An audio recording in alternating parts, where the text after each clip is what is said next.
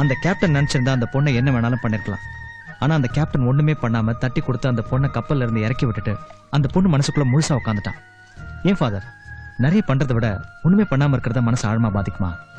காதலுக்கு காரணம் இருக்க முடியாது, காரணம் இருந்தா அது காதலா இருக்க முடியாது. நான் கூட தான் உன்னை லவ் பண்றேன்.